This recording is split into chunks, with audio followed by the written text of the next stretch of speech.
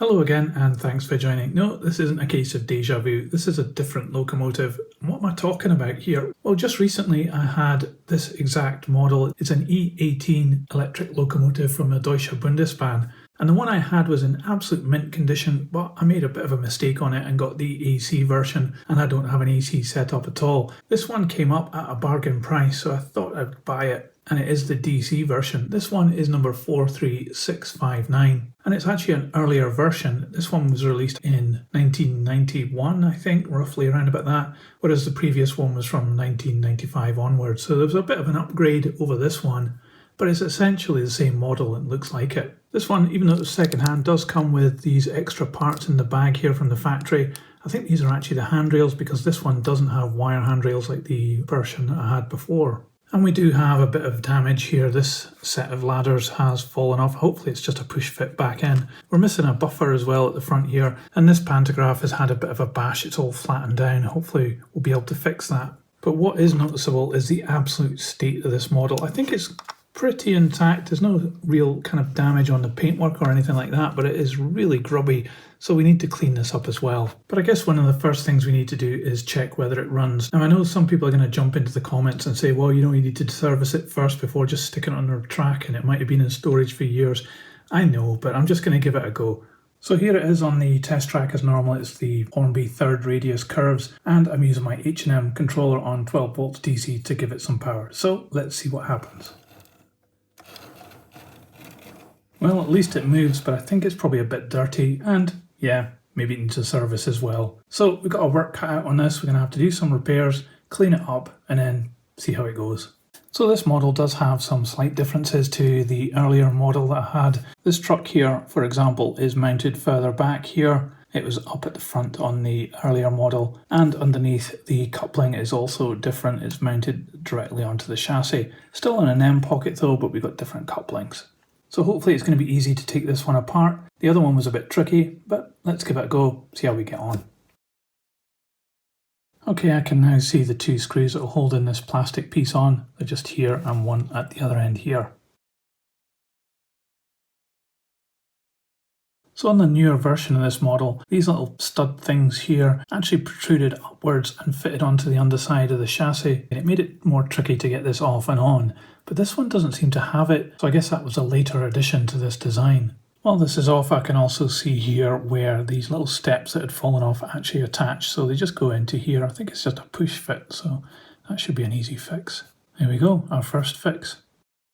So this model is very similar to the other one we had a look at. It actually has exactly the same circuit board on the top, the same little lights as well, and the same switcher for the overhead pickup. But one of the things I do notice on this is that this is actually all-wheel drive, and the other one had just a trailing bogie, but it was AC powered, and maybe that's one of the differences. Anyway, so it's got four-wheel pickup and four-wheel drive, but I can actually see quite a lot of dirt on these wheels, which may actually be causing the problems with the pickup. So I need to give these a clean. A few moments later. Well, those wheels were absolutely minging, and it's taken me ages to get them cleaned up, but they've actually got a shine on them now. This one here and this one here has actually got a traction tyre on it, so I've just left them, but the others look really good now. I'm just going to open up the gearboxes here and check if we need to put any oil or grease on them. Well, these actually look not too bad. Maybe a bit old, this oil, but it's well oiled. I think it's okay. So let me put this back together and we'll put it on the test track again.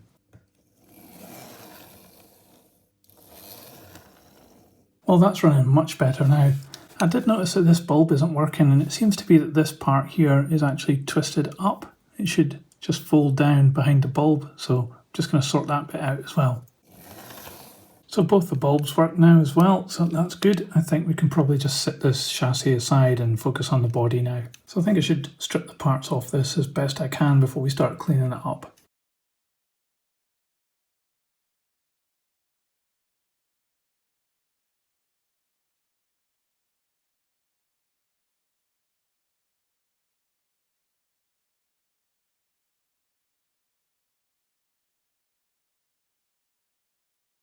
So I've now got all the parts off the roof at last. This bit here is a bit strange. If I look underneath, it looks as though it had something else fitted onto it at some point, maybe in the design of the model, and it's been changed at some point in the factory. But there's nothing there now, it's just a blanking plate. But anyway, the rest of it's off and you can see just how dirty this is. So I'm going to give this a wash just with some mild detergent and some water and clean it up. So I'll be back in a few moments. A few minutes later. Wow, look how well it's come up. And I didn't actually even have to use any detergent. I just used water and a cotton bud and it's come up perfectly. So that's great. Now it's time to put it back together. And normally with assembly, I just skip over it on these videos. Let me know in the comments below if you'd like to see me assemble the locomotive back together, or you're not bothering, you just want to see it running. Anyway, I've got a lot of pieces to put onto this model, so I better get going. Well, you definitely need patience for this job, but I've managed to get all the pieces back onto the roof apart from the pantographs, which I'll try and fix now. So we've got this one, which is in good condition and it works fine. And we've got this one, which isn't so good. Needs the springs fit back in. Thankfully we've got them in the back there, and I need to sort out this bit at the top. One eternity later. Well, that was another incredibly tricky job to do, but I finally managed to get it back together and straightened up. Now, apologies I didn't video that because I had to actually put it under the magnifying glass to see what I was doing, but we've got there, which is great, so now I just need to put these back onto the locomotive.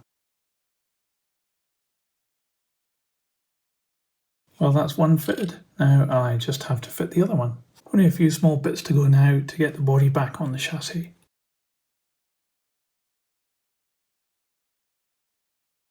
And that's her all back together. Doesn't she look great? What a transformation over what it was when I got this model. So I think there's only one thing left to do, and that's put it on the test track.